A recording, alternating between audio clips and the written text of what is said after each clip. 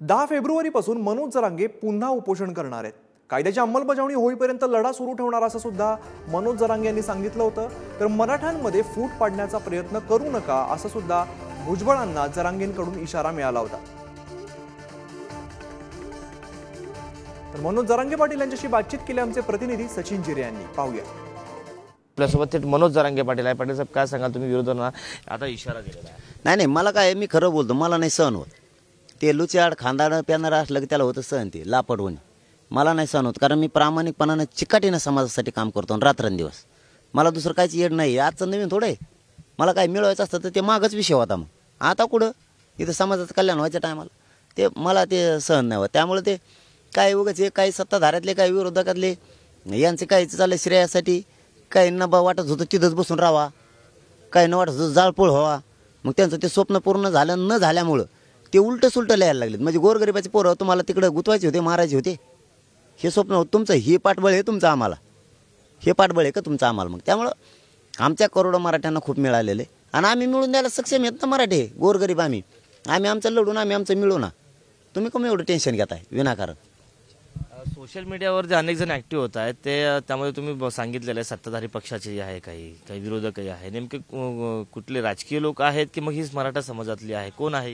नाही, त्याच्यात राजकीय पण येतं, विरोधी पक्षाचे पण येतं, सत्ताधाऱ्यांचे पण येतं आणि काही मराठा समाजाचं काम करणारी बुळबुळ बी, ते बैलगाडी खाली बैलगाडी खाली चालत नसतात का, ती बुळबुळी बी आहेत काही। त्यांना ते वळवळी असते ती, पण ते वळवळी त्यांची नीट होईल जेव्हा मी 2-4 दिवस गप नाही बसले, मी दणका लावला की इकडून, आणि मग मराठी बी दाखवते त्यांना। नाव उघड झाल्यावर त्यांना कळन आता हे आपला आपण करायला गेलो पण आपला नेताच संपायला लागला, मग नाविलाज आमचा। मग आम्ही नाव उघड करतोच, कारण आम्हाला समाज महत्त्वाचा आहे, ते बाकीचं नाही आम्हाला महत्त्वाचं। हां, आपल्यासाठी समाज महत्त्वाचा आहे, आपण खोटं करत नाहीत। माझ्यासारखं मी माझी खरंच पाठ नाही तुपटून घेत। इतकं चिकाटीनं 24 घंटे कुणीच नाही करू शकत, आणि सातत्याने तर नाहीच, सारखं 24 कुणीच नाही करू शकत। कर बरं म्हणा तू, ये बरं 8 दिवस घर सोडून, नाही येऊ शकत हो। बोलणं सोपं आहे तुम्हाला तिथून, उगाच करणाऱ्याला आडवं पडायचं। प्रामाणिकपणाने करणारे नाही कोणती, यांना मी नको आहे आंदोलनात, मी बाजूला सरकलं पाहिजे। मी बाजूला सरकवलं तर तुम्ही नीट करीत नाहीत ना, तुम्ही संपतो ना समाज। कशाला 75 वर्ष लागले असते? तुम्ही प्रामाणिक मनानं जीव तोडून त्याग केला असता, जीवाची बाजी लावली असते, काय 75 वर्ष समाजात वाटलं झालं असतं ना। काही पक्षातले माकडं बी हे आंदोलन करून ते आंदोलन करू म्हणते तर 75 वर्ष तो झोपला होता का? तो 20 वर्ष 40 वर्ष सत्ता होते ना, तेव्हा कुठे गेला तर रे वांगड जाऊन सगळ्या दुनियाचं। पाटील साहेब, आम्ही अनेक पत्रकार परिषदा तुमच्या कव्हर केल्यात, मात्र आजच्या पत्रकार परिषद में कणखर असलेले मनोज जरांगे पाटील हात जोडताना पाहायला मिळाले। त्यानंतर आत्महत्यासारखा शब्द देखील तुम्ही वापरला। नेमकं असं आज वेगळेच मनोज जरांगे पाहायला मिळाले? नाही, चूक दाखव असं म्हणलं मी, मग तयारी असते आपली। कशाला नाही यार, मी सगळ्याला करायला लावून मी करीन होय, पण चूक दाखवल्यावर करीन। चूक दाखव, चूक नाही नव्हतं मग श्रेयासाठी एवढी मोठी जात मी हात कशासाठी जोडले त्याचं उत्तर देतो। माझ्या समाजासाठी मी कोणासमोर झोकायला तयार आहे, फक्त माझं म्हणणं एकजूट फुटून देऊ ना। तू जातीची एकजूट फुटवायला निघाला म्हणून हात जोडायला लागलो, जातीची एकजूट फुटून देऊ नको। खूप पिढ्यानं जाती एक झाली, याचा तर आनंद ठेव ना। का उगाच मराठ्यात जेव्हा शेण खातो का, तिकडं काय शेण खाय थोडं पैसे कोस तर। पाटील साहेब, तुम्ही रायगडाच्या पायथ्याशी आमरण उपोषण करणार अशा पद्धतीची घोषणा केली होती। त्यानंतर आता 4-5 दिवस उलटलेले आहेत, सरकारकडून तुम्हाला काही संपर्क साधण्याचा प्रयत्न झाला आहे का? किंवा तुम्हाला आमरण उपोषण मागच्या वेळेस काळात जशा पद्धतीने सांगितलं की आमरण उपोषण सोडा, अशा पद्धतीची काही विनंती करण्यात आली आहे का? नाही, रेंज नाही आहे, ते कवरेज क्षेत्राच्या बाहेर आहे, मोबाईल रेंज नाही आहे, संपर्क नाही कोणाचा। पण संपर्कासाठी मी करीतच नाही, मला संपर्क जरी झाला तरी मी ऐकतच नसतो। मला अंमलबजावणी पाहिजे। तुम्ही अंमलबजावणीची प्रक्रिया 10 पासून सुरू करणार आहेत का? सगळ्या सोयऱ्यांच्या याची, केसेसची, हैदराबाद संस्थांचं गॅजेट घ्यायची, बॉम्बे गव्हर्नमेंटचं सातारा संस्थांचं गॅजेट घ्यायची प्रक्रिया सुरू केली का? मी माझ्या तर ठाम असतो, फोन आला म्हणून मागं सरकारला मी का? मग तो 5 महिने आंदोलन चाललं असतं का? साहेब तुम्हाला आता शेवटचं सांगतो, शेतकरी गाव आहे, 5-5 महिने आंदोलन सावलं सोपं नाही। सोशल मीडियावर काय बोलतो म्हणा बोलणाराला, ते साधी सोपी गोष्ट नाही। एका शेतकरी गावानं 5-5 महिने आंदोलन हाताळणं, तुम्हाला साधं उदाहरण देऊ आमच्या संप्रदायाचं। एकाच्या गळ्यात तुम्ही 8 दिवस येणार द्या बरं सप्त्याचा, तेव्हा म्हणून भाऊ तो आईना आणि तू माझ्या 8 दिवस एकट्याच्याच गळ्यात गुतीला आहे, रोज एक जणाकडे द्यावा लागतो। इथं 5 महिने झाले भाऊ, गाव सातत्यानं लढतंय. त्या सोशल मीडियाला येणाऱ्याला थोडी तरी अक्कल पाहिजे. त्या गावावर काय बेतली असेल, ते गोरगरीब मराठी लढते त्यांच्यावर करोडो मराठीवर काय बेतली असेल. तो झाला 2-4 शब्द लिहून कुठं तरी एखादं पुस्तक वाचलेलं असतं फाडलेलं तो, आणि ते लागला आम्हाला शिकायला. तुला वाटतं तुला अक्कल आहे, लोकांना अक्कल नाही. आणि बिना अकलीचं आंदोलन चाललं का 5 महिने? बिना अकलीचं सरकारी झालं का? तू स्वतःला लागला शहाणा समजायला आणि तुला शहाणा होता. तर कुठे गेलता ती 40 वर्षे? तो आंदोलन एकदा संपू दे, भेटू मग आपण. खुली चर्चा केली अशा पद्धतीचे काही जण सोशल मीडियावर व्यक्त होत आहे. त्याला काही जण काय आहे जो 2-4 जण तुमच्यातलंच एक जण आलं, त्याला काय काय डोकं उठलं काय कोणाला माहित. त्याला ते म्हणतो आता आत बसलेत, मग कुठं बसतो रे? तिकडं आहे का व्यासपीठ? आत नाही बसवत, कुठं बसाव? आत बसावं. ते पोरं बाहेर एकच आळू ठुकली घोषणाची, त्याची पातळच झाली. त्या अधिकारी ते म्हणला मी नाही येत बा बाहेर, मी ते नाही चर्चा झाली तरी चालेल. मला वाटलं मला समाजाला मिळालं पाहिजे आपल्या. बरं आत्ता आत बोल काय तू होती. मला नाही पडलं तिथं हिसकाटला का नाही? काय घेतल्यावर पुढे गेलो असतो मग मी. हे लोणावळ्यातला विषय काय जर घेतला असतं तर वाशीकडे गेलो असतो. इकडला असता इथून माघारी चला. आता ते घ्यायचं द्यायचं माझ्या डोक्यात नाही. ते तर मला डाग लावूच शकत नाही कोणीच. तर किती लावा म्हणा तू. पण ते अधिकारी होते ते भ्यायला लागले बिचारे. ते म्हणले भाऊ बाहेर ते पोरं आमचे असे एकदाच जमायचे 5-50 हजार दारात, आणि एक सगळ्यांवर ठोकले ना तुम्हाला ते हॉटेलसुद्धा असं करायचं एखाद बार. ते हारबळूनच गेलो होते. ते मला मी नाही येत बा बाहेर, बोलायचं बोलून येत नको. मग आणि त्याची चर्चा झाली. म्हणलं सगळे सोरे साधे दिस कुठे? अरे मग सुद्धा आणलाय तुम्ही, आणि हे काय करायचं मला? उठ म्हणलं इथून. मग ते तिथपर्यंत गेलं ते पुन्हा वाशीपर्यंत, आणि मग त्यांनी ते राजपत्रित अध्यादेश काढला. मग ते कायद्यात दुरुस्ती करायला लागते 2001च्या, आणि मग लाईनवर आले. 4 खोलीतून फिलीत काय कुठं बोललो तरी जात सोडून थोडंच बोलतोय मी. आणि तिथं कुठं बोलावं बाहेर डांबरीवर? तिथं एक तर लोक ओळखीचे नाही. त्या मुंबईत कोणच्या गल्लीतून गेलं, एकाच गल्लीत आम्ही 3दा फिरलो तरी आमचंच आम्हाला खोली सापडली. म्हणजे परिस्थिती असते तिथली. आपल्या इकडं माहिती आहे आपल्याला. तुम्ही आमदारांना आवाहन केलं होतं मराठा समाजाचं, नेमकं काय म्हणणं आहे?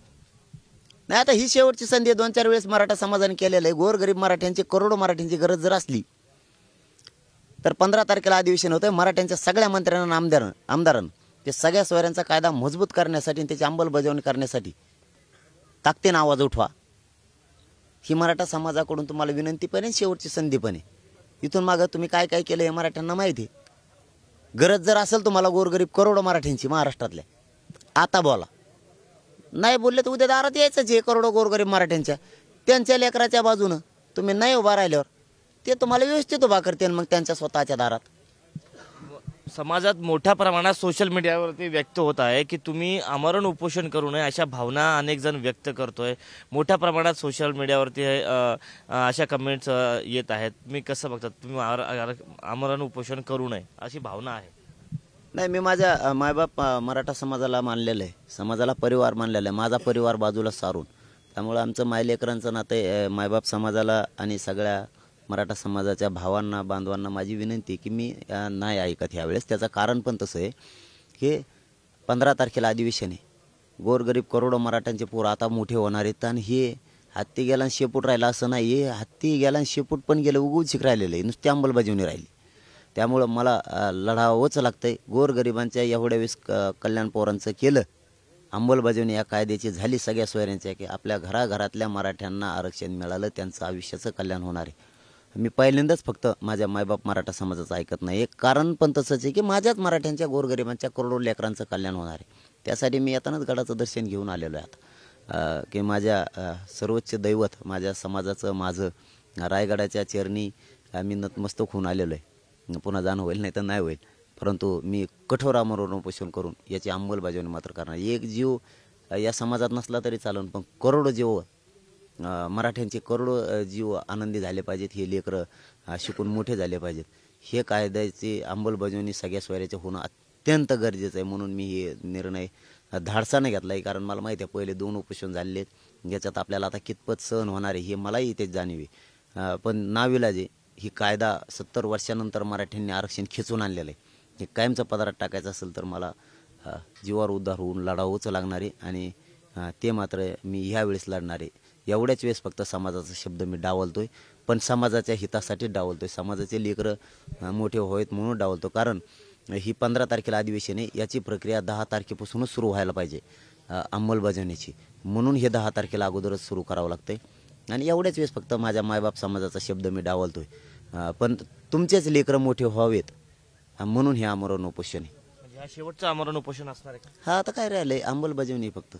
हे म्हणजे हे काहीच नाही राहिलेलं याच्यात. आता अंमलबजावणी कायद्यात रूपांतर त्या अधिसूचनेचं एकदा झालं, त्या सगळे सोयरे शब्दांचं अंमलबजावणी झाली की झालं. कारण त्यात काय मराठ्यांना ज्यांना नोंदी नाही त्यांना सगळ्यांना आरक्षण यातून मिळणार आहे. म्हणून मला हटून नाही चालत. मी या माफी मागतो समाजाची की मी पहिल्यांदा तुमचं ऐकत नाही आहे, पण तुमच्याच करोडो लेकरांचं कल्याण होणार आहे. त्यामुळं मला नाविलाजानं 10 तारखेला ताकदीनं कठोर पद्धतीनं लढावंच लागतं आहे. कारण मी बिगडी नाही आहे किंवा मी फुटणारा खाणारा मॅनेज होणारा नाही आहे. मला समाज प्रिय आहे माझा, आणि समाजापेक्षा मला मोठं कुणीच नाही. आणि ते समाजाचे लोक मोठे झाले पाहिजेत यासाठी मी रात दिवस संघर्ष करतोय. आता सांगायचं नव्हतं तरी सांगतो की मी आता 2 दिवसाचा पाहुणा म्हणून घरी गेलो होतो. 2 घंटेसुद्धा नाही थांबलो. पोराचा फोन आला म्हणे तुम्ही 2 दिवसासाठी येणार होते, 2 तास बी नाही दिले आम्हाला. म्हणजे आम्ही समाजाला अर्पण केलेलं जीवन त्याच्यासाठी हे ताकदीनं आमरण उपोषण करू. अंमलबजावणी मात्र कायद्यात करणार आहे.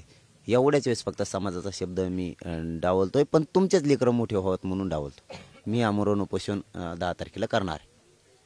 पटेल साहेब, दुसरा एक प्रश्न असा आहे की तुम्ही आमरण उपोषण करणार आहात, त्याच्यावरून मंत्री छगन भुजबळ असं म्हणालेत की जर तुम्ही फटाके फोडले, पेढे वाटप केले, मग आमरण उपोषणाची गरज काय? छगन भुजबळाचा प्रश्न होता. त्याला नाही कळत काही. मी काय करतो त्याला कळणारच नाही. हा चांगल्याचे माथे बंद पाडलेत मायापाशी. मी या काही काय करीन आणि कुंकडून काय ओळून माघारी येईन. माझ्या जवळचा सुद्धा मिळून नसतो मी कोणत्या दिवशी काय करीन.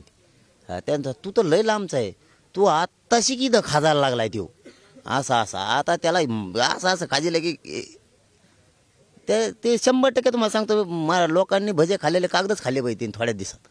त्याला मी काय करतो कळायचंच नाही. उपोषण कशासाठी आहे, कायदा कशाला म्हणते, पारित कशाला करावं लागतं, अंमलबजावणी कशाला करावं लागतं. तू जरी मंत्री असला तर तो आहे पुढे 4 पावलं आहे मी, तू काळजीच करू नको. तो पाठच पुरीणार आहे मी पुरी. तुला आत्ता तो आहे उभ्या जीवनात हयातीत कोणी भेटला नसं असा नमुना भेटलोय मी तुला. कॅमेरा पर्सन संतोष सिरसाटचा मी सचिन जिरे, पुढारी न्यूज, आंतरवाली, सराटी, जालना.